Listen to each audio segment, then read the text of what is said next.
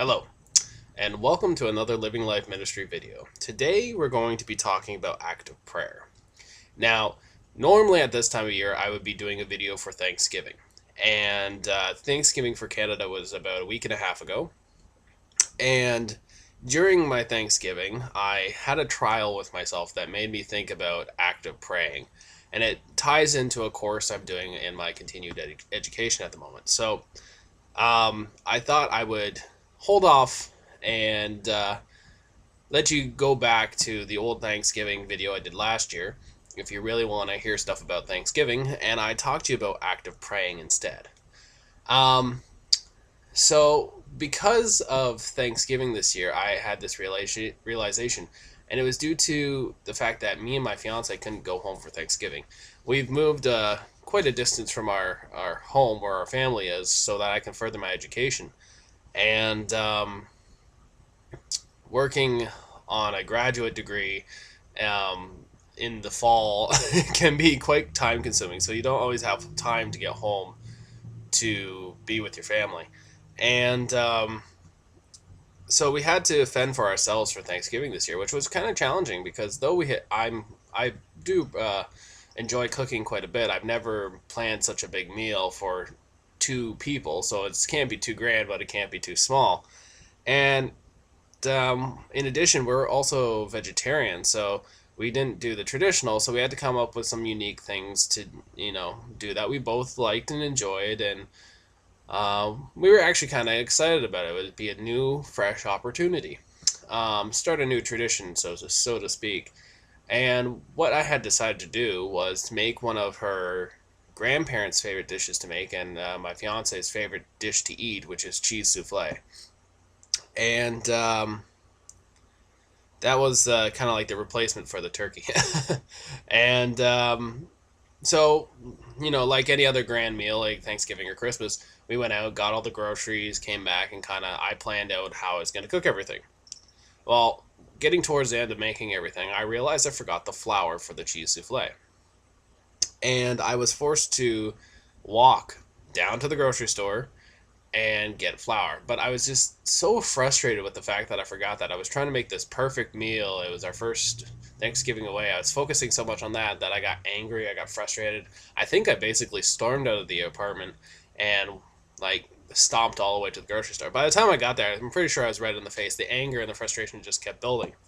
And then I had this moment where this little puppy ran up and started just loving on me and giving all me this hugs and kisses, wagging his tail, jumping up on me, and just wanting attention and love.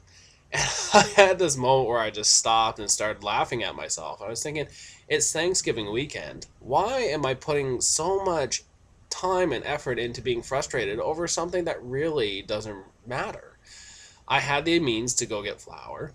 I did it. I came back, and it was a great meal. And I had this moment just in awe and conversation with God and discussing, saying, thank you for this is what I'm thankful for this year, is this awakening, this slap across the face with this adorable puppy, um, which just took all my worries, frustrations, and anger away.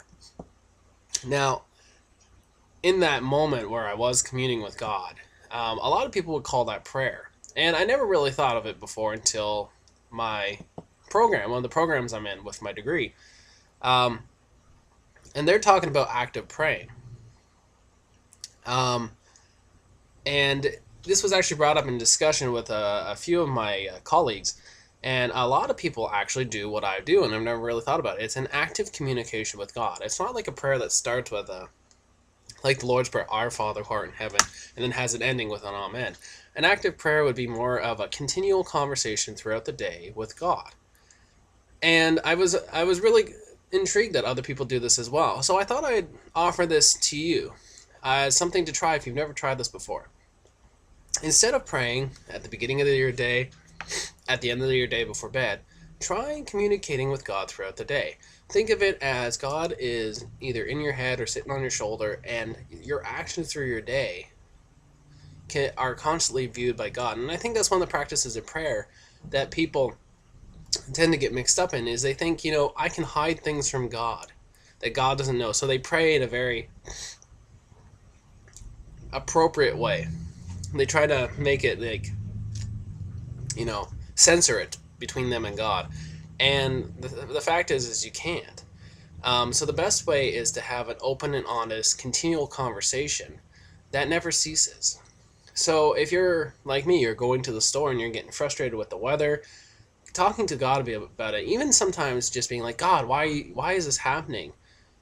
But always trying to remember that you're trying to reconcile any frustrations, any anger you have, and work through those issues.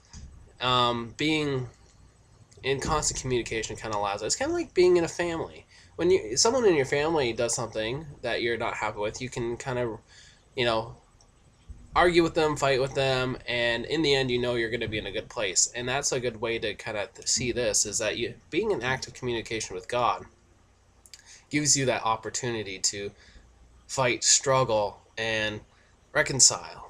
And at the same time, it acts as a secondary conscience when you're in constant communication with God and reflecting with God. You end up noticing things, you know, if you're feeling, you know, like a little, let me think, jealous or greedy or something along those lines, something that would be seen as a sin or a vice.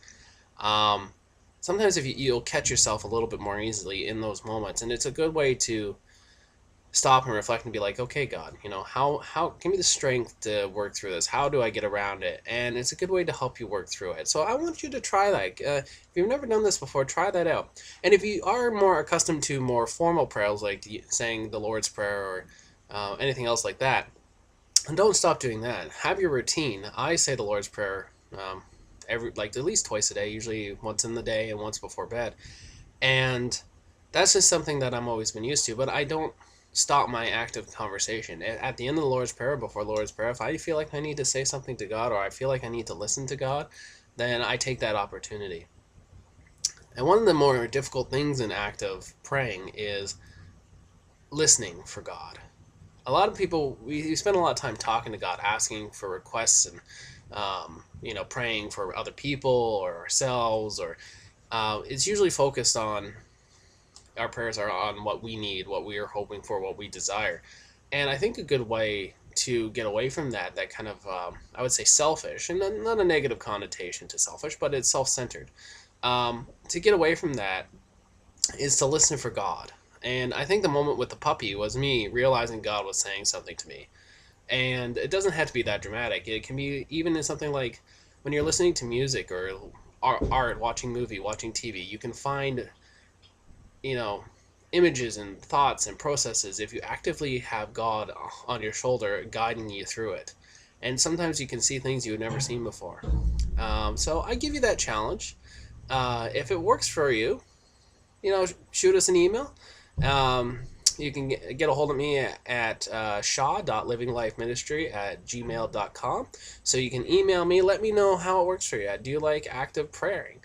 And if not, if it doesn't work for you, if it feels weird for you, shoot me an email as well. Maybe I can give you some suggestions on how to make it a little bit more comfortable for you. Or, you know, if you like the traditional prayers, that's great too. If that's how you find and come to God, that's great. So that was just a little suggestion. Give that a shot, and we'll see you next time. Take care.